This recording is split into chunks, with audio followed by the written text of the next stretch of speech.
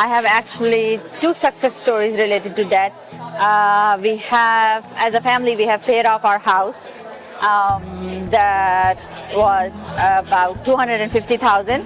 And before my kids, me and my husband collectively paid off debt of about 50,000 in 8 months.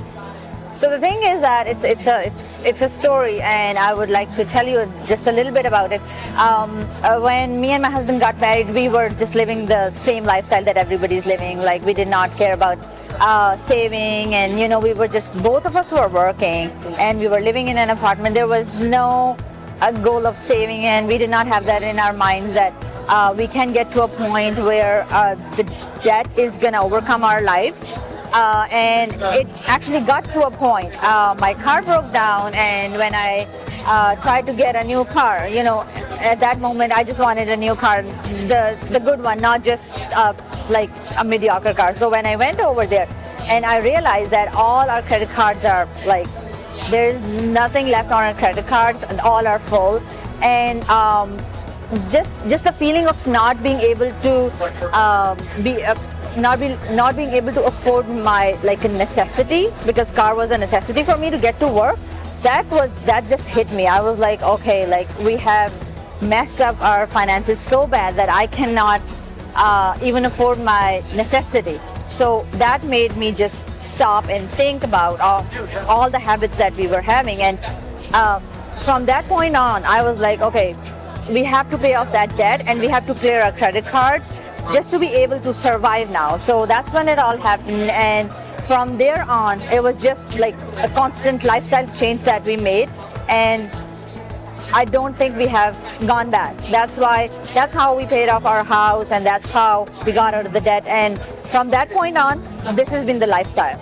So that is really interesting, because when my first kid was born, we decided that one of us is going to be taking care of the kids, because we did not have any immediate family close by. So we decided that one of us is going to be a stay-at-home parent, and I decided that I would do that. And from that point on, I stayed home, and I managed the income, a single income, and we managed it with first kid, then we had a second kid, and then we had the third. So when I saw that I managed all that income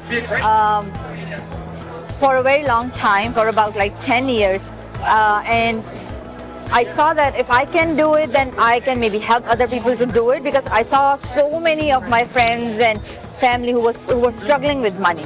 And they were, even though both people were working, kids were going to the daycare, and they were living this like ideal life, but they were really struggling with the money, and they kept asking me, like, how are you guys managing in single income? Like, how do you guys do that? So I was like, if people keep asking me these questions, maybe I can just write it down. Maybe I should just write it down. And then it was that time when I was reading all these blogs and money saving tips, and the more I read about it, I was like, okay, I already do this, I already do that, I save money here and there. So everything just came so naturally to me. I just started writing it down, and that's where the blog happened for me. When I see people that are like checking out my blog, that are checking out, like, I see the Pinterest impressions, I see all these people clicking on my blog, and when they share the Facebook, and when they share it on Twitter and stuff, so I can see that people are really looking for that kind of stuff. People want to read it, people are coming back. I have email subscribers who actually email me and tell me what they want me to write next. Like, suppose, like, just few weeks back, the back to school was happening, and a couple of emails that I got from my readers, email subscribers, they said that we want to know how we can save money on school supplies, how we can do that. So they are actually giving me the ideas on the content that I'm creating. So it means that there's a need for it, and that's what they want me to write, and that's how I see the impact that it is having on real people, like on people's life.